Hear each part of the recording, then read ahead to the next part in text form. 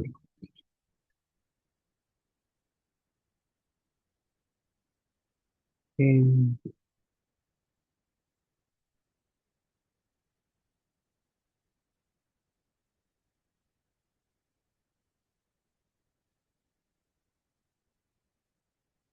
Friends, கூகுளில் போயிட்டு நம்ம என்ன பண்ணலாம்னா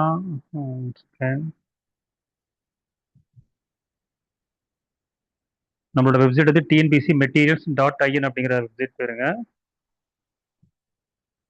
இதில் பார்த்தீங்கன்னா நமக்கு வந்து 3 விதமான மெட்டீரியல்ஸ் கொடுத்துருக்கோம். புக்கு, அப்புறம் TNPSC maths solved previous year question papers, அதுக்கப்புறம் பார்த்தீங்கன்னா டெஸ்ட் பேட்ச் பிடிஎஃப் எல்லாமே கொடுத்துருக்கேன். ஸோ இப்போ இதில் நீங்கள் போய்ட்டு வியூ டீட்டெயில்ஸ் அண்ட் பை கொடுத்தீங்கன்னா ப்ரொசீட் டு செக் அவுட் வரும். ஸோ இதில் போய்ட்டு நீங்கள் என்ன பண்ணாலும் உங்களோட name, WhatsApp number, mail ID, அதுக்கப்புறம் பாஸ்வேர்டு கொடுத்துட்டு நீங்கள் ரெஜிஸ்டர் பண்ணிட்டீங்கன்னா அதுக்கடுத்து நீங்கள் என்ன பண்ணலாம், லாகின் பண்ணிக்க வேண்டியதான். ரெஜிஸ்டர் பண்ணிட்டு நீங்கள் செக் அவுட் போகிறோம். ஆன்லைனில் பேமெண்ட் நீங்கள் பண்ணிட்டீங்கன்னா உங்களுக்கு ஆட்டோமேட்டிக்காக ஆக்டிவ் அப்ரூவல் ஆயிரும். அதுக்கப்புறம் உங்களோட மொபைல் நம்பரும் பாஸ்வேர்டு கொடுத்து நீங்கள் லாகின் பண்ணிட்டீங்கன்னா ஸோ உங்களோட டேஷ்போர்டு வந்து இந்த மாதிரி காமிக்கும். இதில் பார்த்தீங்கன்னா டெஸ்ட் பேட்ச் பிடிஎஃப் எல்லாமே நான் அப்டேட் பண்ணியிருக்கேன்.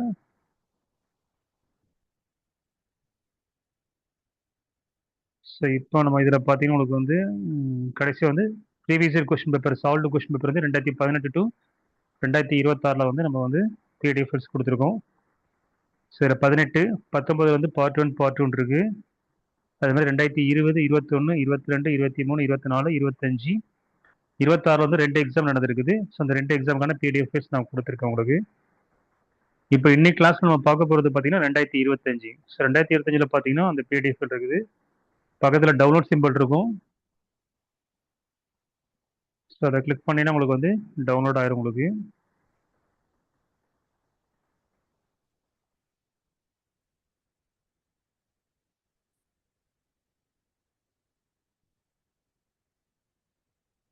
டவுன்லோட்ஸில் போனீங்கன்னா உங்களுக்கு வந்து காமிக்குது ஜஸ்ட் நவ். ஸோ 2025 பார்த்தீங்கன்னா உங்களுக்கு வந்து மொத்தம் வந்து 9 எக்ஸாம் நடந்திருக்கு, டிஎன்பிஎஸ்சி எக்ஸாம்ஸ். ஸோ 9 எக்ஸாம்ஸ்க்கான மேக்ஸ் அண்ட் ரீசனிங் கொஸ்டின்ஸ் எல்லாமே நான் வந்து சிங்கிள் பிடிஎஃப் தான். டோட்டல் நம்பர் ஆஃப் பேஜஸ் பார்த்தீங்கன்னா 140 பேஜஸ் வருது உங்களுக்கு. ஸோ 140 பக்கத்தில் உங்களுக்கு வந்து கொடுத்துருக்கேன் உங்களுக்கு ஒரே பிடிஎஃப் எல்லாவே.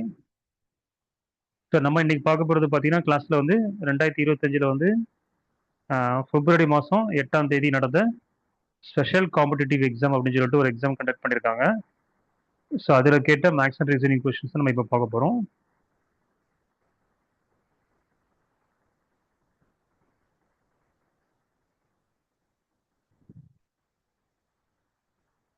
ஸோ இந்த வீக் ஃபுல்லாக நம்ம வந்து 2025 டிஎன்பிஎஸ்சி எக்ஸாம்ஸ் கொஸ்டின்ஸ் தான் நம்ம வந்து ஆன்லைன் கிளாஸஸ் கண்டக்ட் பண்ண போகிறேன். 2026 நடந்த 2 எக்ஸாம்ஸ்க்கான வீடியோ எக்ஸ்பிளனேஷன் ஆல்ரெடி பார்த்துட்டோம் கிளாஸில். பட் அந்த கிளாஸஸ் அட்டன் பண்ண முடியாதவங்க வந்து திரும்பவும் அடுத்த ரீக்ளாஸ் நடக்கும் கண்டிப்பாக. ஸோ அதில் நீங்கள் அட்டன் பண்ணிக்கலாம்.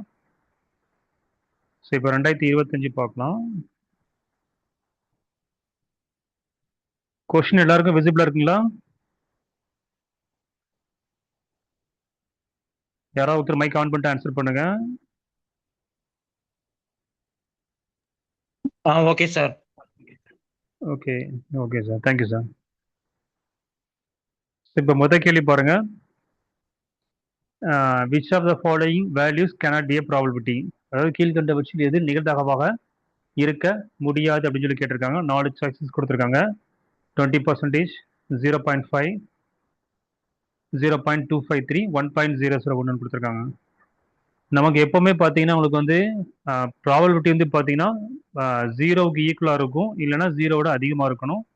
அது மாதிரி 1 விட லெஸ் தென் ஆர் ஈக்குவல்ட்டாக இருக்கும். So P of is greater than or equal to 0 and less than or equal to 1ங்கிறத நமக்கு வந்து நிகழ்தகவோட என்ன சொல்றது, இது அதோட வேல்யூ வந்து இந்த ரேஞ்சுக்குள்ள தான் இருக்கும்.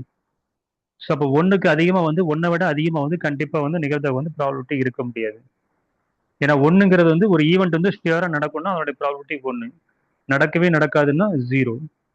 ஸோ அதுக்கு மேலே அதுக்கு வந்து வேல்யூஸ் வந்து கிடையாது. அப்போ நம்ம இங்கே பார்த்தோன்னே ஆன்சர் பண்ணிடலாம். சாய்ஸ் டி பார்த்தீங்கன்னா 1.001 கொடுத்துருக்காங்க. 1 விட அதிகமாக இருக்குது நமக்கு. அப்போ கண்டிப்பாக வந்து இது வந்து நிகழ்தகவாக இருக்க முடியாது. இதில் மற்ற சாய்ஸஸ் பார்த்தீங்கன்னா சாய்ஸ் வந்து 20%ங்கிறது நமக்கு வந்து பர்சன்டேஜ் கொடுத்துருக்கான்னு நினைக்கிறோம். சார் 20 இருக்க 20 பெரிய நம்பர் ஆச்சு அப்படின்னு நினைப்போம்.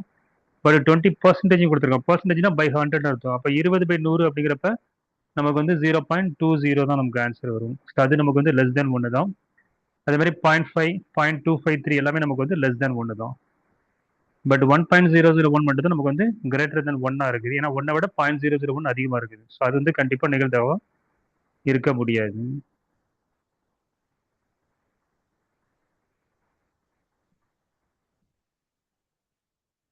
அடுத்த செகண்ட் கொஸ்டின் பாருங்க. ரூபாய் 125க்கு 2% ஆண்டு வட்டியில் வருடத்திற்கு ஒரு முறை கூட்டு வட்டி கணக்கிடும் போது தொகை ரூபாய் 216 ஆனது எத்தனை ஆண்டுகளில் கிடைக்கும் சொல்லிட்டு என்னோட வேல்யூ கேட்டிருக்காங்க.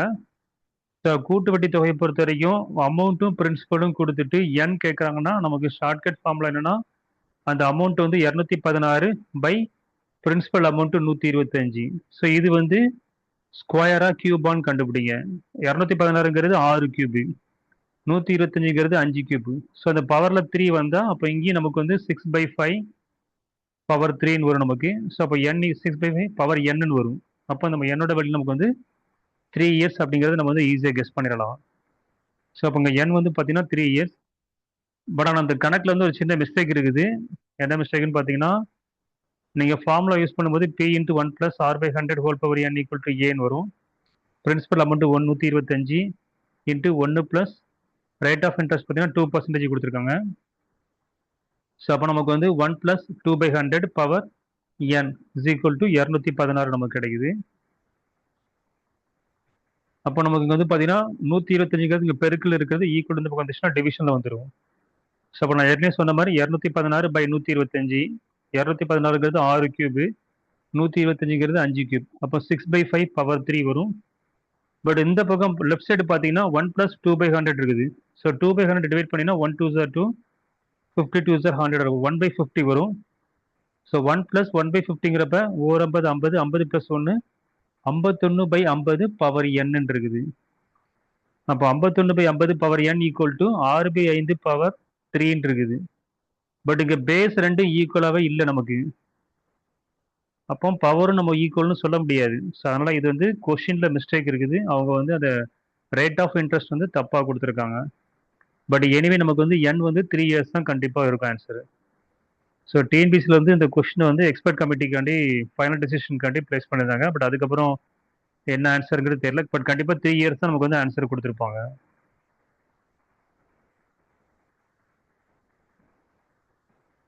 ஸோ அடுத்த கொஸ்டின் பாருங்க.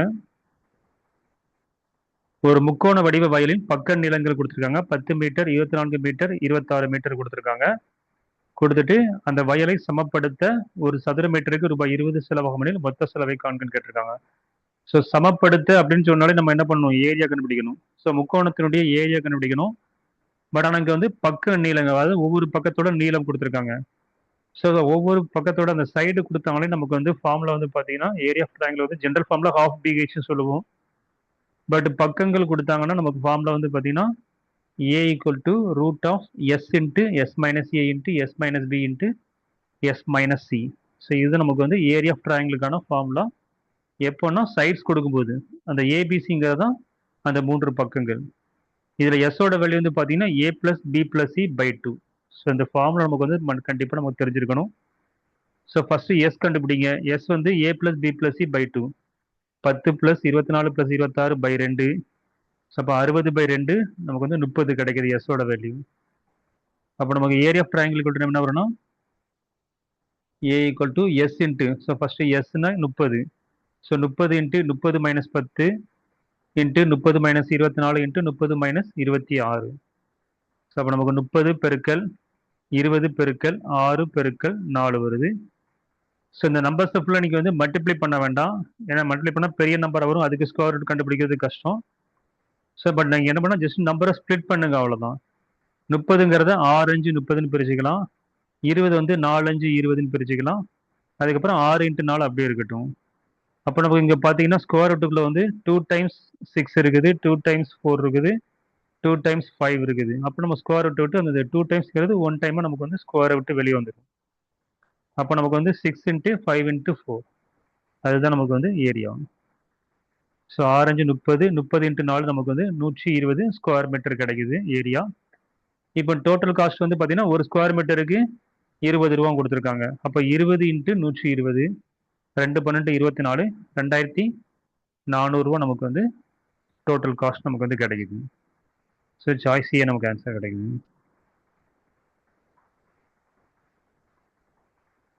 ஸோ நமக்கு தெரிய வேண்டியது ஃபார்முலா தெரியணும், அவ்வளோதான். ஃபார்முலா எழுதிட்டு நம்ம என்ன பண்ணுறோம், சப்ஸ்டியூட் பண்ணி நீங்கள் ஒர்க் அவுட் பண்ண வேண்டியது அவ்வளோதான். ஸோ அடுத்தது பார்த்தீங்கன்னா ஒரு ரீசனிங் கொஸ்டின் கேட்டிருக்காங்க. 3/16, 1/8, 1/12, 1/18 என்ற தொடர் வரிசையினுடைய அடுத்த உறுப்பு என்னன்னு சொல்லி கேட்டிருக்காங்க. ஸோ ஃபர்ஸ்ட் டேர்ம் 3/16 இருக்குது. அப்போ நமக்கு இது வந்து என்ன லாஜிக் நம்ம யூஸ் பண்ணியிருக்காங்க அப்படின்னு பார்க்குறப்ப இங்கே எல்லாமே ஃப்ராக்ஷன்ஸ் இருக்கிறதுனால நீங்கள் இப்போ என்ன பண்ணலாம்னா எந்த நம்பரை அதாவது மல்டிப்ளை பண்ணியிருப்பாங்க இல்லைன்னா டிவைட் பண்ணியிருப்பாங்க. ஸோ அப்போ நீங்கள் என்ன பண்ணால் second term divided by first term என்ன வருதுன்னு பாருங்க. செகண்ட் டேர்ம் வந்து 1/8 டிவைடட் பை 3/16. அப்போ நமக்கு என்ன கிடைக்குன்னா 1/8, இங்கே 3/16ங்கிறது 16/3, 16 வந்து மேலே போயிடும், 16/3 வருது. ஸோ 8க்கும் இதுக்கும் 2 8s are 16. அப்போ நமக்கு வந்து 2/3ங்கிறது கிடைக்குது. ஸோ அடுத்தது third term by second term என்னன்னு பாருங்க, 1/12 டிவைட் பை 1/8. ஸோ அப்போ நமக்கு என்ன கிடைக்குன்னா 1/12 இன்ட்டு 8/1 வரும். ஸோ 2×8, 3×12. ஸோ அகெயின் 2/3 நமக்கு கிடைக்குது. ஸோ அப்போ அங்கே நமக்கு வந்து என்னன்னா காமன் ரேஷியோ வந்து ரெண்டுக்கும் ஈக்குவலாக இருக்குது. அப்போ லாஜிக் என்னன்னா உங்களுக்கு வந்து 2/3 அவங்க வந்து மல்டிப்ளை பண்ணிட்டு போறாங்கன்னு அர்த்தம். ஸோ மொதல் டேர்ம் வந்து 3/16 எடுத்துக்கோங்க. ஸோ அது கூட நீங்கள் 2/3 மல்டிப்ளை பண்ணினா நமக்கு என்ன கிடைக்கும், 3யும் 3யும் கேன்சல் ஆயிருது, 2க்கும் 16க்கும் 1 2s are 2, 8 2s are 16, 1/8 கிடைக்குது. ஸோ அடுத்து 1/8 கூட 2/3 மல்டிப்ளை பண்ணிங்கன்னா 2க்கும் 8க்கும் 4 2s are 8, 1 2s are 2. அப்போ மேலே 1 × 1 1 பை கீழே 4 × 3 12, 1/12 நமக்கு கிடைக்குது. ஸோ அதே மாதிரி அடுத்தது பார்த்தீங்கன்னா செகண்ட் டேர்ம் கூட அடுத்தது வந்து 1/8 கூட சாரி 1/12 கிடைக்குதுன்னு அடுத்து 1/12 கூட அகைன் 2/3 மல்டிப்ளை பண்ணி பாருங்க. So 1/12 into 2/3. ஸோ 2க்கும் 12க்கும் நமக்கு 6 டைம்ஸ் கேன்சல் ஆயிரும். அப்போ 1 1s are 1 by 6 3s are 8, 1/18 கிடைக்குது. இப்போ நம்ம கொஸ்டின் வந்து அடுத்த டேர்ம் என்னன்னு சொல்லி கேட்டிருக்காங்க. அப்போ 1/18 கூட நம்ம என்ன பண்ணோம், 2/3 நீங்கள் மல்டிப்ளை பண்ணணும், அவ்வளோதான். So 1/18 into 2/3. ஸோ 2க்கும் 18க்கும் 9 டைம்ஸ் கேன்சல் ஆயிரும். 1 2s are 2, 9 2s are 18. So அப்போ மேலே வந்து 1 1s are 1 by 9 3s are 27. So 1/27 நமக்கு வந்து ஆன்சர் கிடைக்குது. ஸோ இங்கே நமக்கு வந்து இந்த லாஜிக் கண்டுபிடிக்கிறது தான் நமக்கு வந்து சம்டைம்ஸ் நமக்கு வந்து வேறு மாதிரி டிஃப்ரெண்ட்டாக கேட்டாங்கன்னா கொஞ்சம் கஷ்டமாக இருக்கும். ஸோ பெருக்க ஒரு தொடர் வரிசை வந்து கொடுத்துருக்காங்கன்னா நமக்கு அடிஷன் சப்ட்ராக்ஷன் இதில் வராது, ஃப்ராக்ஷனில் மேக்ஸிமம் உங்களுக்கு. ஸோ மல்டிப்ளிகேஷன் இல்லை டிவிஷன் தான் வரும். அப்போ நீங்கள் என்ன பண்ணணும்னா second term by first term அப்புறம் third term by second term அந்த ரேஷியோ என்னன்னு கண்டுபிடிங்க. அது ரெண்டும் ஈக்குவலாக இருந்துச்சுன்னா ஸோ அப்போ அதுதான் லாஜிக்ங்கிறது நம்ம வந்து இங்கே அண்டர்ஸ்டாண்ட் பண்ணிக்கலாம்.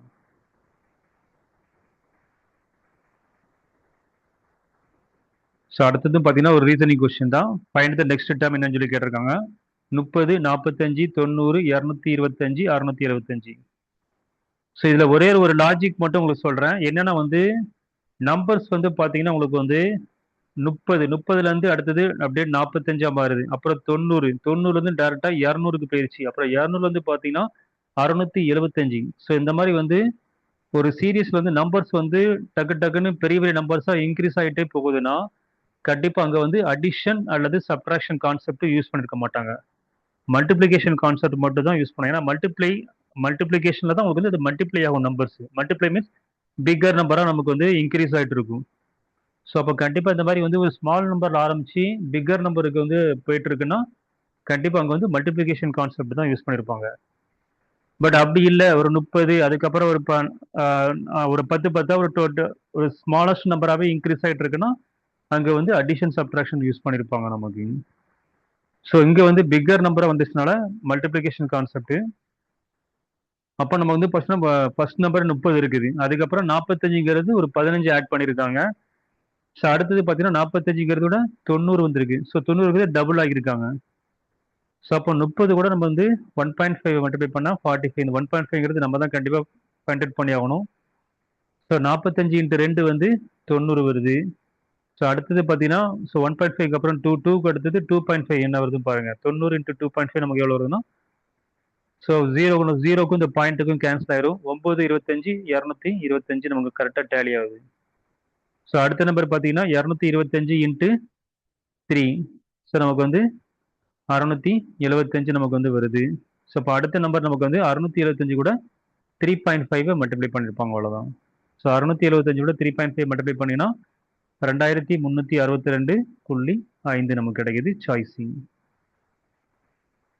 ஸோ நமக்கு இங்கே வந்து மல்டிப்ளிகேஷன் கான்செப்ட்ங்கிறத ஃபர்ஸ்ட் நம்ம வந்து ஃபைண்ட் அவுட் பண்ணணும். அதுக்கப்புறம் எந்த நம்பரை கொண்டு மல்டிப்ளை பண்ணுறாங்க அப்படிங்கிறத கொஞ்சம் நீங்கள் வந்து இது வந்து பை ப்ராக்டிஸ் தான் நமக்கு வந்து அந்த லாஜிக் வந்து நமக்கு வந்து என்ன சொல்றது, இப்போ நமக்கு வந்து கிடைக்கும் நமக்கு. ஸோ இப்போ நிறைய கொஸ்டின்ஸ் வந்து ரீசனிங்கில் ப்ராக்டிஸ் பண்ணால் தான் நம்ம டக்குன்னு அது வந்து கான்செப்ட் நமக்கு வந்து ஸ்ட்ரைக் ஆகும் நமக்கு.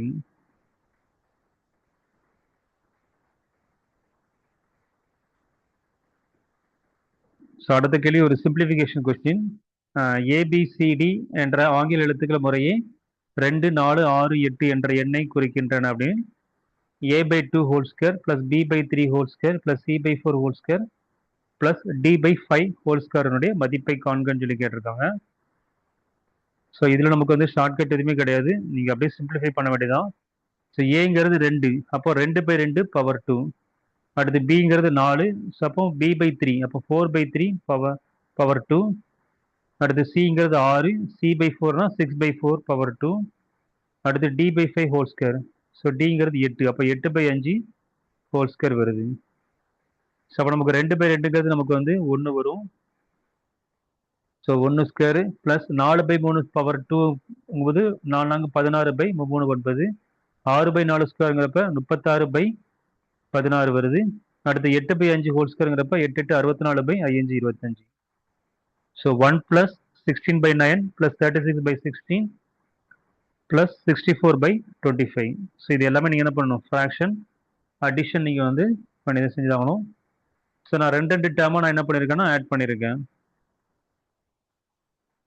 ஸோ ஃபர்ஸ்ட் வந்து பார்த்தீங்கன்னா 1 + 16/9 ஆட் பண்ணுங்க. ஸோ 1 + 16/9 போது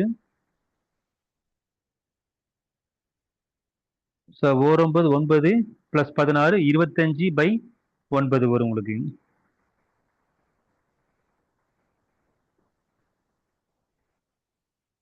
செகண்ட் ஃப்ரெண்ட்ஸ்,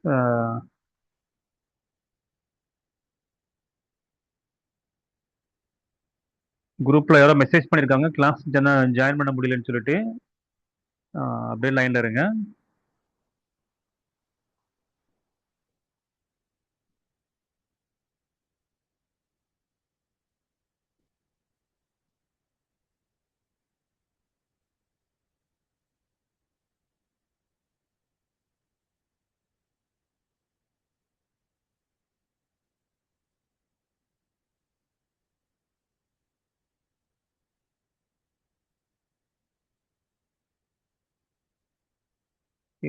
மீட்டிங் பாஸ் கோடு எங்க இருக்குன்னு தெரியலீங்க. யாருக்கு எதுவும் ஐடியா இருக்குங்களா?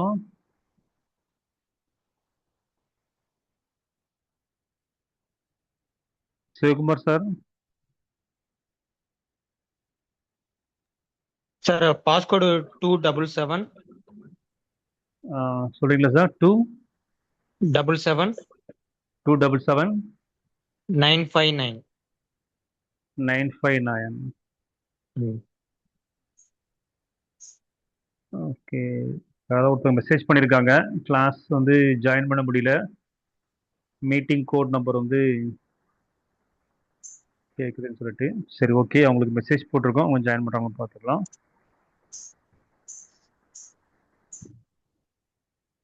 ஓகே, நம்ம கிளாஸ் கண்டினியூ பண்ணலாம்.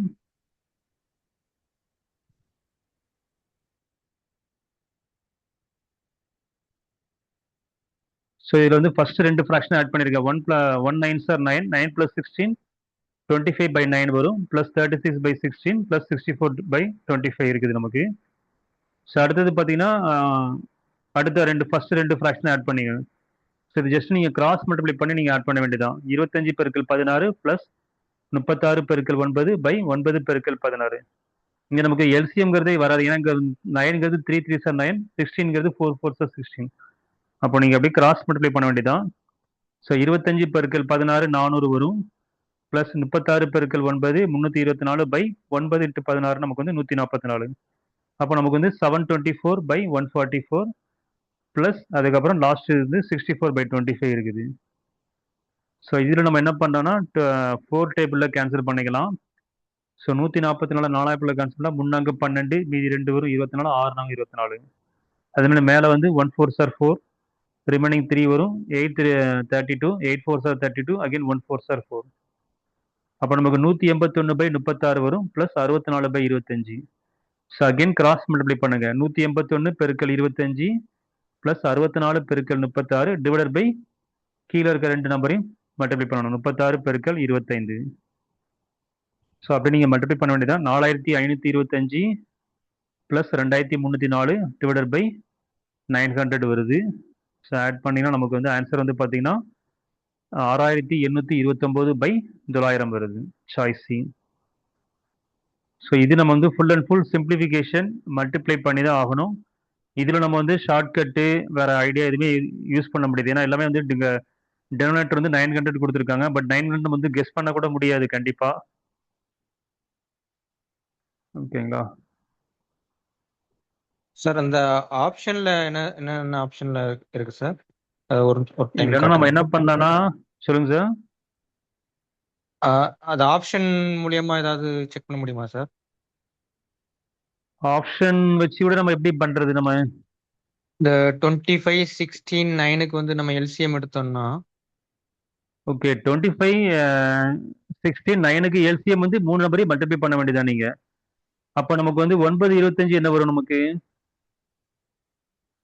9 இன்ட்டு 25 4 25 100 8 25 200 225 வரும். So 225 into 16. ஓகேங்களா.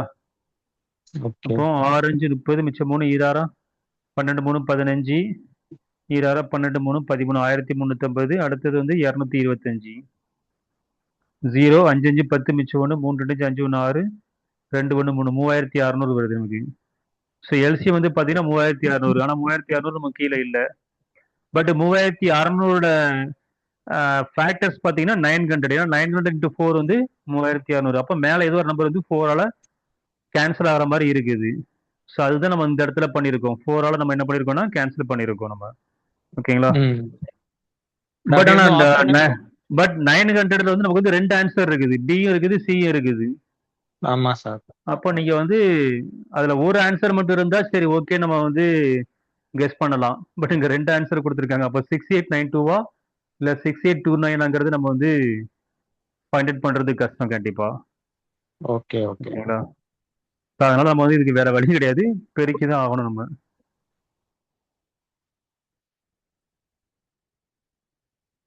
ஓகே அடுத்த கொஸ்டின். ஒரு வகுப்பறையில் 60 மாணவர்கள் உள்ளனர். ஆண்களை விட பெண்கள் 2 மடங்கு உள்ளனர்னு சொல்லியிருக்காங்க. அதாவது ஆண்களை விட பெண்கள் 2 மடங்கு. ஓகேங்களா. அப்போ பாய்ஸ் கேர்ள்ஸுக்கான ரேஷியோ வந்து பார்த்தீங்கன்னா ஆண்களை விட பெண்கள் 2 மடங்கு.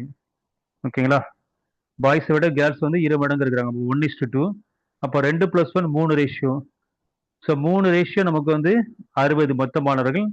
அப்போ ஒரு ரேஷியோ நமக்கு எவ்வளோ வரும்னா 23 6 20. ஒரு ரேஷியோ 20, 2 ரேஷியோ 40 வரும். ஓகேங்களா. அப்போ பாய்ஸ் வந்து பார்த்தீங்கன்னா 20 பேர், கேர்ள்ஸ் வந்து 40 பேர் இருக்காங்க. பாய்ஸ் கேர்ள்ஸ் வந்து 20 40 பேர் இருக்காங்க. ஸோ ஃபர்ஸ்ட் லைனை வச்சு நம்ம வந்து பாய்ஸ் கேர்ள்ஸ் கண்டுபிடிச்சிட்டோம். அடுத்தது பாருங்க. கமல் என்ற மாணவன் முதலிலிருந்து தரவரிசையில் 17வது இடத்தை பெற்றுள்ளான். கமலுக்கு முன்பு 9 பெண்கள் இருந்தால் தரவரிசையில் கமலுக்கு அடுத்து எத்தனை ஆண்கள் இருக்க முடியும் அப்படின்னு சொல்லி கேட்டிருக்காங்க. ஸோ நான் எப்படி எக்ஸ்பிளைன் பண்ணிருக்கேன் பாருங்க. பாய்ஸ் வந்து பார்த்தீங்கன்னா பின்னு எடுத்திருக்கேன், கேர்ள்ஸ் வந்து 2B. அப்போ டோட்டல் ஸ்டூடெண்ட்ஸ் வந்து 60 கொடுத்துருக்காங்க. அப்போ பாய்ஸ் ப்ளஸ் 2B, அதாவது கேர்ள்ஸ் பதிலாக நம்ம 2Bன்னு எடுத்துக்கலாம், ஈக்குவல் டு 60. அப்போ 3 டைம்ஸ் B வந்து 60. அப்போ பாய்ஸ் வந்து 60/2 20 பேர் வருவாங்க. கேர்ள்ஸ் வந்து பார்த்தீங்கன்னா 2 டைம்ஸ் B. அப்போ 2 × 20 நமக்கு வந்து 40 வரும் நமக்கு. ஓகேங்களா. ஸோ பாய்ஸ் கேர்ள்ஸ் நமக்கு வந்து 20 40ங்கிறது நமக்கு தெரிஞ்சிருச்சு. இப்போ நமக்கு வந்து அடுத்தது பார்த்தீங்கன்னா, கமல் வந்து பார்த்தீங்கன்னா, மேல இருந்து 17வது இடத்துல. ஓகேங்களா? அப்போ மேல இருந்து கமல் வந்து இப்போ இந்த மாதிரி ரேங்கிங் குடுத்தாங்கன்னா, நீங்க இந்த மாதிரி ஒரு ஸ்ட்ரெய்ட் லைன் கோடு வந்து பெர்பெண்டிகுலரா நீங்க என்ன பண்ணணும்னா எழுதிக்கோங்க. அப்ப மேல இருந்து முதல் இடத்துல இருந்து 17வது இடத்துல இருக்கான். அப்ப அவனுக்கு முன்னாடி வந்து இப்போ கமல் வந்து 17வது இடம்னா, இவன் வந்து ஒரு பாய். ஸோ அவனுக்கு மேல வந்து எத்தன பேர் இருப்பாங்கன்னா, 16 பேர் இருப்பாங்க. அப்பதான் இவன் வந்து அடுத்தது 17வது ஆளு. அந்த 16 பேர்ல என்ன குடுத்திருக்காங்கன்னா, நமக்கு வந்து கமலுக்கு முன்பு 9 பெண்கள் இருந்தார். ஸோ அப்போ வந்து அந்த 16 பேர்ல 9 பேர் வந்து கேர்ள்ஸ். அப்போ 9 பேர் கேர்ள்ஸ்னா அப்ப மீதி எத்தன பேர் இருப்பாங்க? பாய்ஸ் வந்து 7 பேர் பாய்ஸா தான் இருப்பாங்க கண்டிப்பா. ஸோ கமல் வந்து மேல இருந்து 17வது இடம். அப்போ அவனுக்கு முன்னாடி 16 பேர் இருக்காங்க. 16 பேர்ல 9 பேர் கேர்ள்ஸ்ன்னு கொஸ்டின்ல குடுத்திருக்காங்க. அப்ப மீதி 7 பேர் பாய்ஸ். இப்ப அப்ப அவனுக்கு முன்னாடி வந்து 7 பேர் பாய்ஸ் இருக்காங்க. இவனும் ஒரு பாய். அப்ப 8 பேர் ஆயிருச்சு.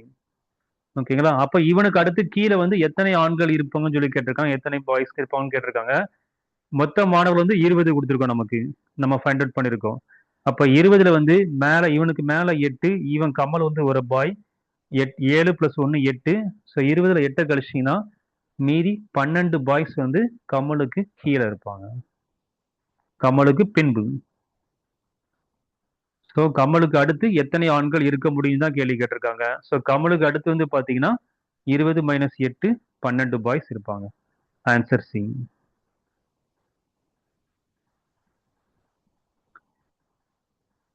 ஸோ ரேங்கிங் பொறுத்தவரைக்கும் நீங்க இந்த மாரி பெர்பெண்டிகுலரா நீங்க கோடு போட்டு நீங்க எழுதினீங்கன்னா ஈஸியா ஆன்சர் பண்ணிறலாம்.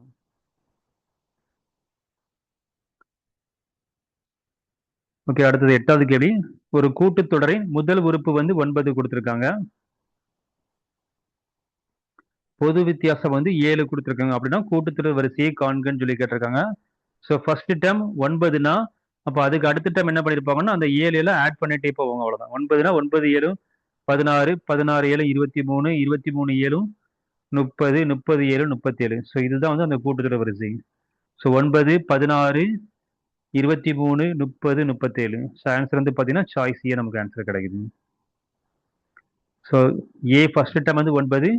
பொது வித்தியாசம் டிங்கிறது வந்து 7 அப்படிங்கன்னா, கூட்டுத்தொடர் வரிசையினுடைய ஃபார்மேட் வந்து பார்த்தீங்கன்னா, ஏ பிளஸ் டி, ஏ பிளஸ் 2டி, ஏ பிளஸ் 3டி இந்த மாதிரி தான் இருக்கும். அதாவது 7 7 ஆட் பண்ணிக்கிட்டே போவாங்க அவ்வளவுதான். 9 16 23 30 இந்த மாதிரி போயிட்டு இருக்கும். சாய்ஸ் ஏ. ஸோ இது நமக்கு வந்து ஒரு எளிமையான கேள்விதான். ஸோ அடுத்தது ஒரு ரீசனிங் கொஸ்டின் கேட்டிருக்காங்க. 2764 7983 9862 5493 6278 என கொடுக்கப்பட்ட எண் தொடரில் ஒவ்வொரு எண்ணிலும் முதல் மற்றும் 3ஆம் இலக்க எண்களை பரிமாற்றம் செய்த பின், அதாவது மாத்துறாங்க. ஃபர்ஸ்ட் நம்பரும் தேர்ட் நம்பரும் என்ன பண்றாங்க, எக்ஸ்சேஞ்ச் பண்ணிக்கிறாங்க. கிடைக்கும் எண்களை, ஸோ அப்படி கிடைக்கக்கூடிய எண்களை வந்து அகைன் ஏறு வரிசையில் எழுதும்போது வலதுபுறத்திலிருந்து இரண்டாவது கிடைக்கும் எண் என்னன்னு சொல்லி கேட்டிருக்காங்க. ஸோ இது நமக்கு ஒரு எளிமையான கேள்விதான். ஸோ என்ன கொடுத்துருக்காங்கன்னா, முதல்ல அவங்க கொடுத்துருக்க நம்பர்ஸ் எழுதிக்கோங்க. 27 64 79 83 98 62 54 93 62 78. ஸோ இதுல நம்ம பண்ண வேண்டியது என்னன்னா, ஃபர்ஸ்ட் டேர்மையும் லாஸ்ட் டேர்ம் என்ன பண்ணணும், தேர்டு ஃபர்ஸ்ட் அண்ட் தேர்டு அதை வந்து எக்ஸ்சேஞ்ச் பண்ணுங்க. ஸோ 2 6 இருக்குது ஃபர்ஸ்ட் அண்ட் தேர்டில். அப்போ 6 2ன்னு எழுதணும் அவ்வளோதான். அப்போ 6 7 2 4. அது மாதிரி இங்கே வந்து பார்த்தீங்கன்னா 8 9 7 3 வரும். ஸோ இங்கே வந்து 9 6ஐயும் எக்ஸ்சேஞ்ச் பண்ணணும். அப்போ 6 8 9 2 வரும். அடுத்து 5ஐயும் 9ஐயும் மாற்றி எழுதணும். அப்போ 9 4 5 3. அடுத்து 6ஐயும் 7ஐயும் மாற்றி எழுதணும். அப்போ 7 2 6 8 வரும். ஸோ இதுதான் வந்து ஃபர்ஸ்ட் நம்பரையும் தேர்ட் நம்பரையும் எக்ஸ்சேஞ்ச் பண்ண அப்புறம் வரக்கூடிய நம்பர்ஸ். இப்போ இதை என்ன பண்ணணும், நீங்க வந்து அசெண்டிங் ஆர்டர் ஏறு வரிசையில் நீங்க எழுதணும். அப்போ இருக்கிறதுலே ஃபர்ஸ்ட் வந்து 6724 சின்ன நம்பர். அதுக்கு அடுத்தது 6800 இருக்குது. அதுக்கப்புறம் 7200, அப்புறம் 8000, அதுக்கப்புறம் 9000. ஸோ இதுதான் நமக்கு வந்து அசெண்டிங் ஆர்டர் ஏறு வரிசையில் நம்ம எழுதின நம்பர். இதுல என்ன கேள்வி கேட்டோம்னா, வலதுபுறத்திலிருந்து இரண்டாவது நம்பர் என்னன்னு கேட்டிருக்காங்க. அப்போ 8973. ஸோ வலதுபுறத்திலிருந்து இரண்டாவது நம்பர் வந்து 8973. Answer choice C.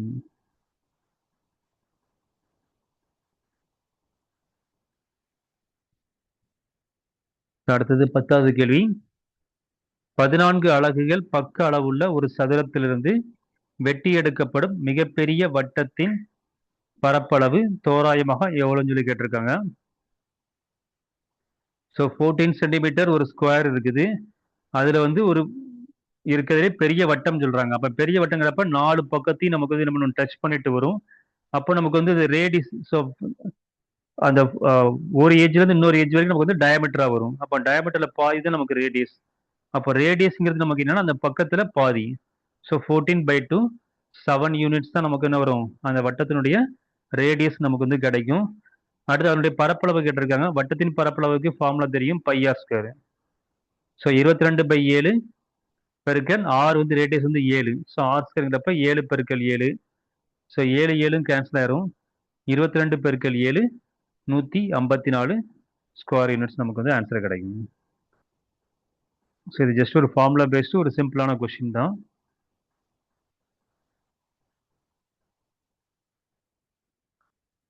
ஸோ அடுத்து பார்த்தீங்கன்னா டைம் ஒன்று ஒரு கொஸ்டின். எக்ஸ், ஒய் மற்றும் இசட் வந்து ஒரு வேலையை 5, 8 மற்றும் 12 நாட்களில் முடிப்பார் சொல்லி கொடுத்துருக்காங்க. எக்ஸ், ஒய் மற்றும் இசட் ஆகிய மூவரும் ஒன்று சேர்ந்து அந்த வேலையை முடித்தால் அவர்களுக்கு ரூபாய் 49,000 வழங்கப்படும் எனில் அவர்கள் தனித்தனியே பெறும் பங்குகளை காண்கன்னு சொல்லி கேட்டிருக்காங்க. ஓகேங்களா. ஸோ அப்போ இதில் வந்து பார்த்தீங்கன்னா நம்ம வந்து அவங்களுடைய ஒன் டே ஒர்க்கை தான் நம்ம என்ன பண்ணணும்னா கம்பேர் பண்ணணும். ஸோ அப்போ x ratio, y ratio, z ratio என்ன வரும்னா, எக்ஸோட ஒன் டே ஒர்க் வந்து 1/5 ரேஷியோ, ஒய்யோட ஒன் டே ஒர்க் வந்து 1/8 ரேஷியோ, இசரோட ஒன் டே ஒர்க் வந்து பார்த்தீங்கன்னா 1/12. ஓகேங்களா. பட் இதில் நம்ம என்ன பண்ணலாம்னா கொஞ்சம் ஷார்ட்கட் மெத்தட் இருக்குது. என்ன ஒரு லாஜிக் யூஸ் பண்ணலாம், என்ன லாஜிக் யூஸ் பண்ணலாம்னா, இதில் வந்து பார்த்தீங்கன்னா எக்ஸ் வந்து ஒரு வேலையை 5 நாளில் முடிக்கிறாரு. அப்போ அவர் வந்து ஒர்க்கை வந்து ஃபாஸ்ட்டாக முடிக்கிறாரு. அடுத்து ஒய் பார்த்தீங்கன்னா 8 நாளில் முடிக்கிறாரு. இசட் வந்து அதே ஒர்க் 12 நாள் ரொம்ப சோம்பேறியா லேசியா ஒர்க் பண்றாரு. 12 டேஸ் எடுக்கிறாரு. அப்போ நீங்க வந்து அவங்களுக்கு கொடுக்கக்கூடிய சேலரி வந்து பாத்தீங்கன்னா எப்படி இருக்கணும்னா, எக்ஸுக்கு நிறைய அமௌண்ட் கொடுக்கணும், ஒய்க்கு வந்து அவரை விட கொஞ்சம் அமௌண்ட் கம்மியா கொடுக்கணும், இசட்டுக்கு வந்து அதை விட கம்மியா கொடுக்கணும். அப்போ அந்த ஆர்டர்ல வந்து எந்த எந்த சாய்ஸ் இருக்குன்னு பாருங்க. இப்போ வந்து சாய்ஸே பார்த்தீங்கன்னா 15,000, 10,000 இருக்கும். 15,000 10,000 கம்மி, ஆனா 10,000 24,000 கூட போயிருது. அப்போ சாய்ஸே தப்பு. சாய்ஸ் பி பார்த்தீங்கன்னா 24,000 அதிகமா இருக்குது, அதை விட கம்மியா 15,000 இருக்குது, அதை விட கம்மியா 10,000. ஸோ சாய்ஸ் பி இருக்கிறதுக்கு ஆன்சர் கரெக்டா இருக்கும். சாய்ஸ் சி பார்த்தீங்கன்னா 10, 24, 15 மாறி மாறி வருது. ஸோ சாய்ஸ் சியும் கிடையாது. சாய்ஸ் டி பார்த்தீங்கன்னா 10,000, 15,000, 24,000 சொல்லிட்டு முதல்ல குறைந்த அமௌண்ட். அப்போ எக்ஸுக்கு வந்து கம்மியா கொடுக்கறதுக்கு வாய்ப்பே கிடையாது. ஏன்னா எக்ஸ் தான் வந்து ரொம்ப நிறைய, அவர் தான் நிறைய ஒர்க் பண்ணிருப்பாரு. அப்போ அவருக்கு தான் அதிகமாக கொடுக்கணும். அப்போ நீங்க கணக்கு எதையுமே நீங்க ஒர்க் அவுட் பண்ணாமலே என்ன பண்ணலாம், ஆன்சர் வந்து பின்னு சொல்லிட்டு நீங்க வந்து டிக் பண்ணிடலாம். ஸோ நான் எந்த விதமான கேல்குலேஷன் எதுவுமே பண்ணல, கான்செப்டை மட்டும் நீங்க புரிஞ்சுக்கிட்டா போதும், ஆன்சர் பிங்கிறது நீங்க என்ன பண்ணலாம், ஈஸியாக கெஸ் பண்ணிடலாம். ஸோ நான் திரும்பவும் என்ன லாஜிக் அப்படிங்கிறத சொல்றேன் உங்களுக்கு. எக்ஸ் வந்து 5 நாள் வேலை முடிக்கிறாரு, ஆனா அதே வேலையை ஒய் வந்து 8 நாள் எடுக்கிறாரு. ஸோ 3 நாள் எக்ஸ்ட்ரா எடுக்கிறாரு. அடுத்து இசட் வந்து பாத்தீங்கன்னா 12 நாள் எடுக்கிறாரு அதே வேலையை. அப்போ இதுல வந்து யார் வந்து அவங்க 3 பேரும் சேர்ந்து அந்த வேலையை முடிக்கிறாங்கன்னா, அப்ப அதுல எக்ஸ் தான் நிறைய வேலையை முடிச்சிருப்பாரு, ஒய் வந்து கொஞ்சம் வேலை தான் முடிச்சிருப்பாரு, இசட் வந்து அதை விட கொஞ்சம் வேலை தான் முடிச்சிருப்பாங்க. அப்போ டோட்டலா ஒரு அமௌண்ட் வந்து அவங்களுக்கு வந்து சேலரி வந்து 49,000 கொடுக்குறாங்கன்னா, அப்போ நம்ம வந்து இதுல வந்து எக்ஸுக்கு தான் நிறைய அமௌண்ட் போகணும், அதை விட கம்மியா ஒய்க்கு வரணும், அதை விட கம்மியா இசட்டுக்கு வரணும் உங்களுக்கு. ஓகேங்களா. ஸோ இந்த கான்செப்ட் வந்து நீங்க வந்து புரிஞ்சுக்கோங்க. ஓகே, நமக்கு அதே அப்போ அந்த வந்து டிக்ரீசிங் ஆர்டர்ல வந்து 2 ஆன்சர் இருக்கு. அப்போ அதுல எது சார் நம்ம வந்து கெஸ் பண்றதுன்னா, அப்போ உங்களுக்கு வந்து கணக்கு உங்களுக்கு செய்ய தெரியணும். செஞ்சு நீங்க ஒர்க் அவுட் பண்ணி நீங்க ஆன்சர் கண்டுபிடிக்கணும். ஸோ நான் என்ன பண்றேன், 1/5 ரேஷியோ, 1/8 ரேஷியோ, 1/2 அவங்களோட ஒன் டே ஒர்க் வந்து நான் வந்து ரேஷியோ எடுத்துக்கிறேன். அப்போ இதுல வந்து பாத்தீங்கன்னா எல்சிஎம் வந்து பாத்தீங்கன்னா 120 வரும். ஏன்னா I8 40, இதை 5 8 40 வரும். இதுல ஆல்ரெடி நமக்கு வந்து 12 வந்து ஒரு 4 இருக்குது. அப்போ எக்ஸ்ட்ரா வந்து 4 12, 3 மட்டும் நீங்க வந்து மல்டிப்ளை பண்ண, அப்போ 40 × 3 நமக்கு வந்து 120 நமக்கு வந்து எல்சிஎம் வரும். அப்போ நீங்கள் என்ன பண்ணுங்க, டேரெக்டாக ஒவ்வொரு ஃப்ராக்ஷனையும் 120 மல்டிப்ளை பண்ணுங்க. 120 into 1/5, 1/8 into 120 plus 1/12 into 120. So 120 நீங்கள் 5ஆல் டிவைட் பண்ணிங்கன்னா 24 டைம்ஸ் வரும். அடுத்தது 8 வந்து 120 8ஆல் டிவைட் பண்ணிங்கன்னா 15 வாட்டி வருது. 120 12ஆல் டிவைட் பண்ணினா 10 வாட்டி வருது நமக்கு. ஸோ அப்போ வந்து X/Y/Z ரேஷியோ வந்து பார்த்தீங்கன்னா 24:15:10. மொத்த ரேஷியோ பார்த்தீங்கன்னா 24 + 15 + 10 49 ரேஷியோ. அப்போ உங்களுக்கு எக்ஸோட ஷேர் வந்து பார்த்தீங்கன்னா மொத்த ரேஷியோ 49, அதில் வந்து 24 ரேஷியோ தான் எக்ஸுக்கு. அப்போ 24/49 பெருக்கல் 49,000. ஸோ 49 49 கேன்சல் ஆயிரும். ஸோ 24 × 1000 24,000 ஆன்சர் கிடைக்கும். ஒய் வந்து பார்த்தீங்கன்னா 15 × 1000 15,000. இசட் வந்து 10 × 1000 10,000 நமக்கு வந்து ஆன்சர் கிடைக்குது. ஸோ நமக்கு வந்து சாய்ஸ் பி வந்து அந்த அமௌண்ட் நம்ம வந்து கரெக்டாக நம்ம வந்து ஃபைண்ட் அவுட் பண்ணிக்கிறோம்.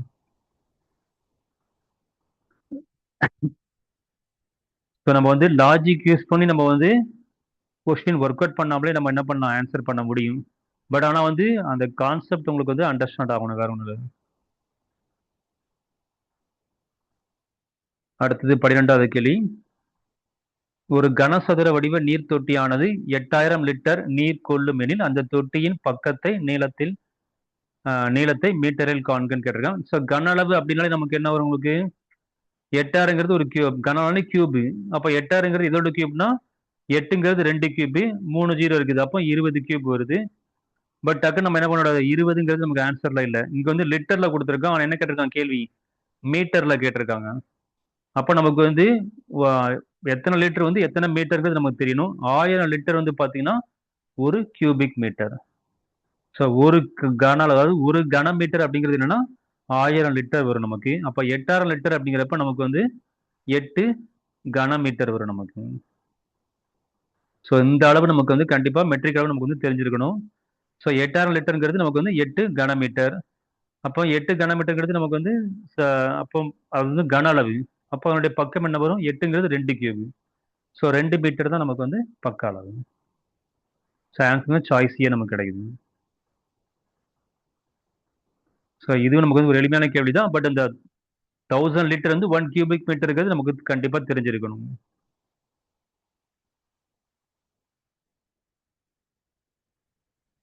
ஸோ அடுத்தது 13வது கேள்வி பார்க்கலாம்.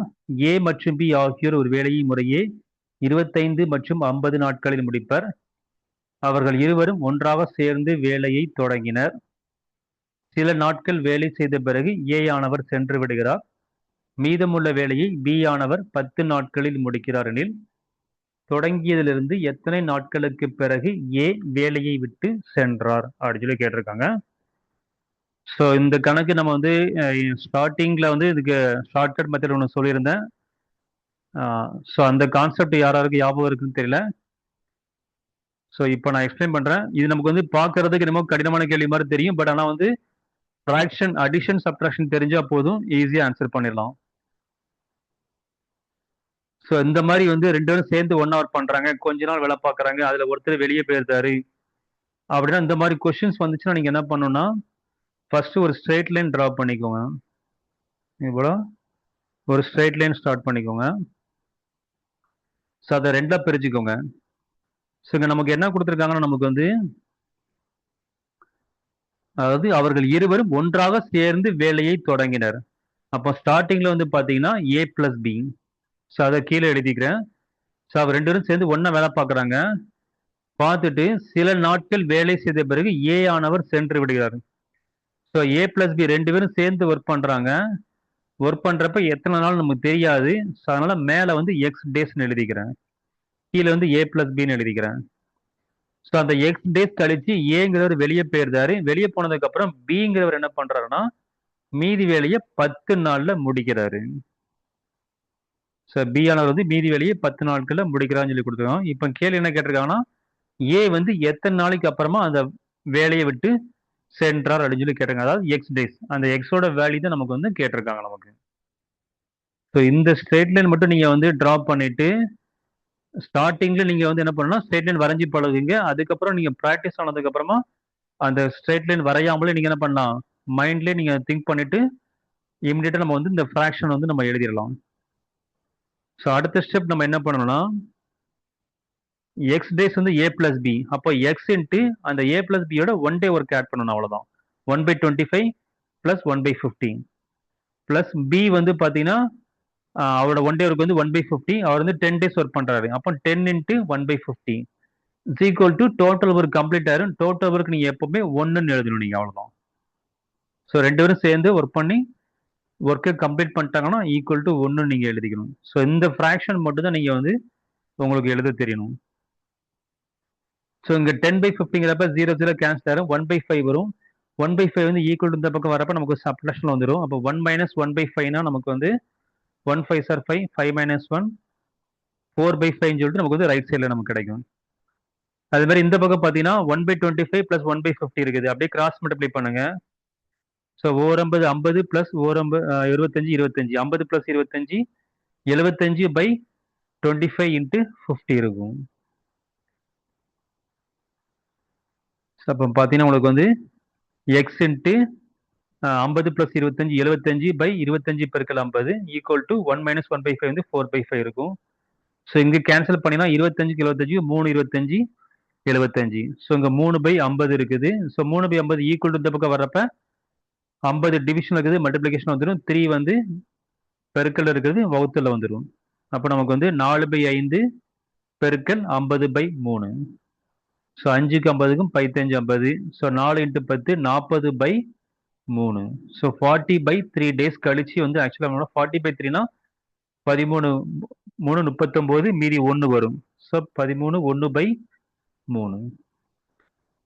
ஸோ 11 1/3 டேஸ்க்கு அப்புறமா தான் என்ன பண்றாங்கன்னா வந்து, அதாவது 13 நாள் கழிச்சு அதுக்கப்புறம் இருக்கிற நாள்ல வந்து 3ல ஒரு 1/3 டேஸ். ஸோ அந்த டேஸ்ல அவர் என்ன பண்றாரு, வேலையை விட்டு போறாரு ஏங்கிறவர். ஸோ இது வந்து ஃப்ராக்ஷன்ல நமக்கு கிடைக்குது, முழு நம்பரா கிடைக்கல, அவ்வளவுதான். ஸோ இங்க நமக்கு வந்து எக்ஸோட வேல்யூ தான் நம்ம கேட்டிருக்காங்க. Sometimes total number of days கூட கேட்பாங்க. அப்போ நீங்க எக்ஸோட வேல்யூ கண்டுபிடிச்சிட்டு அதுக்கப்புறம் total number of working days வந்து அந்த 10 ஆட் பண்ணிக்கணும் நீங்க. ஸோ கேள்வி என்ன கேட்டிருக்கோம் அப்படிங்கிறதையும் நீங்க வந்து என்ன பண்ணணும், கொஞ்சம் கவனிங்க. ஸோ ஆன்சர் வந்து பார்த்தீங்கன்னா சாய்ஸ் சி நமக்கு கிடைக்குது.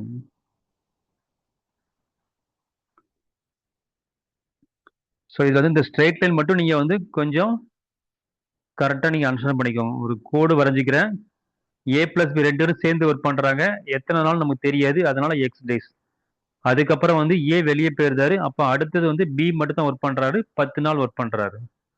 அப்போனா எக்ஸ் இன்ட்டு ஏ பிளஸ் பிங்கிறது ஏபியோட ஒன் டே ஒர்க்கை ஆட் பண்ணணும். 1/25 பிளஸ் 1/50 பிளஸ் 10 இன்ட்டு பியோட one day work 1/50 is equal to 1 நம்ம எழுதிக்கிறோம். ஸோ இதுக்கப்புறம் நீங்க வந்து ஃப்ராக்ஷன், அடிஷன், சப்ட்ராக்ஷன் மட்டும் தான் நீங்க பண்ண போறீங்க.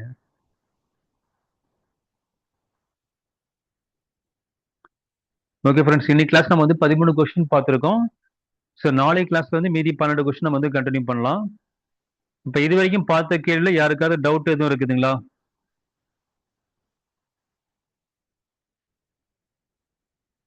ஏதாவது கொஸ்டின் நம்பர் எதுவும் நோட் பண்ணிட்டீங்கன்னா எனக்கு